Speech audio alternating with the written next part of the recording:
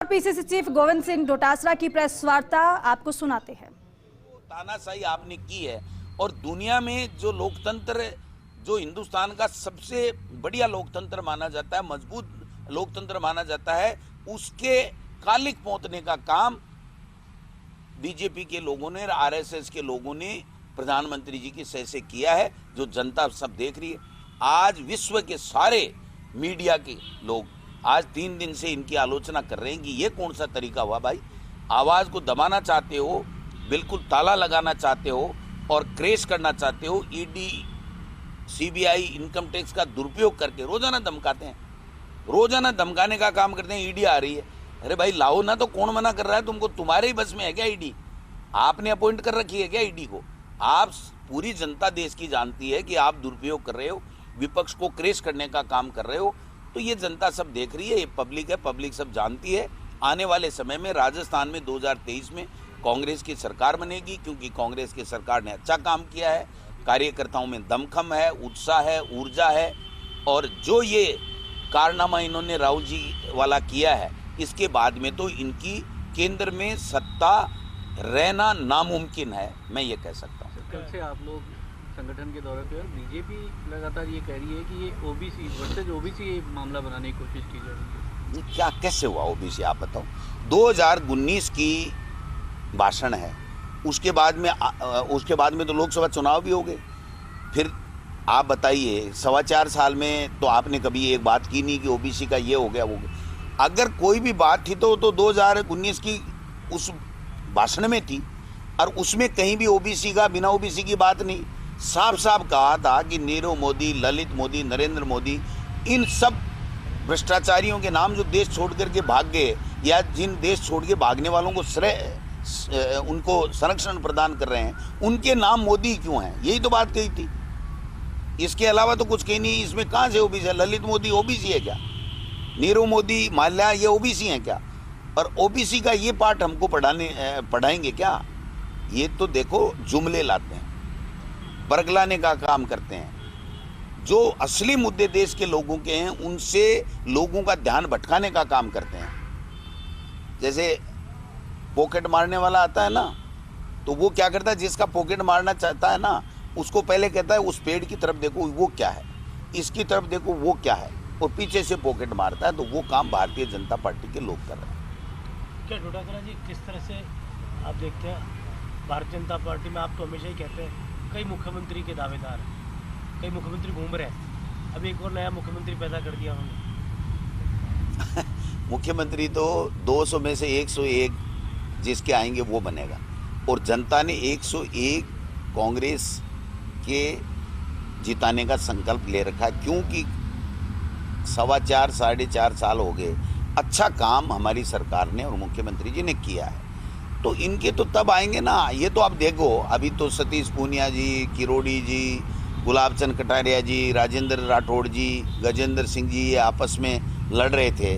आपको एक उदाहरण बताना चाहूँगा कि किरोड़ी मीणा जी भाजपा के सांसद हैं। उन्होंने एक बार कहा था कि ईआरसीपी के ऊपर मैं केंद्रीय मंत्री गजेंद्र सिंह जी को ला करके 1 लाख लोगों की वहाँ पर रैली करूँगा। वो आज तक हुई क्या? नहीं हुई। तो ये कितना कर पाएंगे, इसके ऊपर भी मुझे तो पूरा संशय है। ये 3-13 हैं, एक कभी नहीं हो सकते। आप बताइए, भाजपा के प्रदेश अध्यक्ष के नए दायित्व जो मिला है, उसका तो आज कार्यक्रम था। वो राजेंद्र जी राठौड़, मेरे अलावा उनको कुछ दिखता ही नहीं है। वो अपनी राजनीतिक रोटियां सेकने के लिए मेरे खिलाफ बोलते रहते हैं। अरे भाई, बंद करो ये बकवास। आप लोग बाग जो हमारी पॉलिसीज हैं उसके ऊपर बात करो। हम 48,000 टीचर को नौकरी दे देंगे 1.5-2 महीने के अंदर अंदर। 3.25 लाख लोगों को नौकरी दे देंगे। और राजस्थान में, हिंदुस्तान में किसी स्टेट में जितना कड़ा पेपर लीक को लेकर के माफियाओं के खिलाफ कार्रवाई का कानून है, उतना कहीं पूरे देश में किसी स्टेट में नहीं है। आपके गुजरात पेपर लीक, आपका मध्य प्रदेश पेपर लीक, आपका गोवा पेपर लीक, आपके जितने बीजेपी के स्टेट हैं, आपका हरियाणा पेपर लीक। किसकी बात कर रहे हो? कल परसों वहाँ पंजाब में भी हो गया, ये आप वाले आए हैं उनके यहाँ भी हो गया। तो ये नेशनल प्रॉब्लम है, लेकिन इस नेशनल प्रॉब्लम को अगर कहीं कम करने का या ख़त्म करने का संकल्प लिया तो राजस्थान में हमारी कांग्रेस की सरकार ने लिया है और कड़े फैसले किए हैं, और उसी का परिणाम है कि ईमानदारी से पारदर्शिता के साथ में पेपर कराएं। 48,000 टीचरों को हम लोग मई जून के अंदर अंदर नियुक्ति दे देंगे। एक जो सवाल था अजीत ने पूछा था ओबीसी को लेकर बीजेपी चार्ज कर रही है। बीजेपी ने राजस्थान में ओबीसी यार ओबीसी को हटा करके ही तो दूसरे को बनाया है, क्या करेंगे? अभी नेता प्रतिपक्ष उपनेता जिसको कहते हैं कौन है? पहले नेता प्रतिपक्ष कौन था? ओबीसी नहीं। और अब जो भी बने प्रदेशाध्यक्ष ओबीसी नहीं, वो भी ओबीसी नहीं, और फिर भी ओबीसी का राग अल पा रहे हैं। इनको तो लाइन दी जाती है कि तुमको ये रटना है, उससे एक शब्द भी जो दिल्ली वाले देते हैं उससे इधर उधर हो गए तो इनकी कुर्सी भी खतरे में पड़ जाएगी।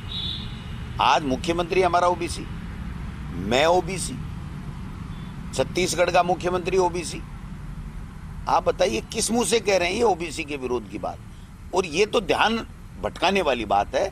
ध्यान हटाना चाहते हैं मोदी जी, अडानी जी और 20,000 करोड़ का घोटाला। इसका क्या लिंक है? इससे ध्यान भटकाने के लिए ये इस तरीके की बातें कर रहे हैं। एक ये कहा गया सीपी जोशी ने कि नारा एक ही लगेगा, अब और किसी के नारे नहीं लगेंगे। उसको पता है खुद के, उसके तो नारे लगने नहीं है क्योंकि अभी तो आया है, तो उसके नारे लगने नहीं, दूसरे के लगेंगे तो वो डिमोरलाइज हो जाएगा बेचारा। तो वो तो अपनी खाल बचाने का काम कर रहा है, तो वो करे, ठीक है। उन्होंने तो अपनी खाल बचाने के लिए ये कहा है कि भाई मोदी जी का नारा लगाओ और किसी का नहीं लगेगा। तो मोदी जी के नाम से अब वोट नहीं पड़ने वाले, वोट पड़ेंगे राजस्थान की जनता के लिए जिसने काम किया है उसके।